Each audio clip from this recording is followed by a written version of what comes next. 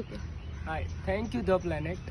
મારી દીકરી આંશી આ સ્કૂલમાં ભણેલી છે, નર્સરીમાં junior KG, nursery and junior KG ને હવે સિનિયર કેજીમાં પણ અહીંયા જ કન્ટિન્યુ કરશે.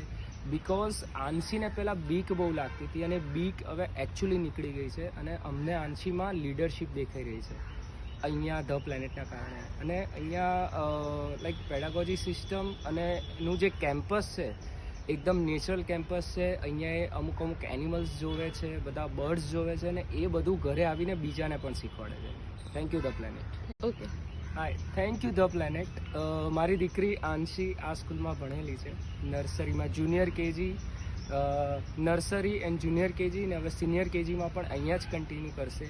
બિકોઝ આંશીને પહેલાં બીક બહુ લાગતી હતી અને બીક હવે એકચ્યુઅલી નીકળી ગઈ છે અને અમને આંશીમાં લીડરશિપ દેખાઈ રહી છે અહીંયા ધ પ્લેનેટના કારણે. અને અહીંયા લાઈક પેડાગોજી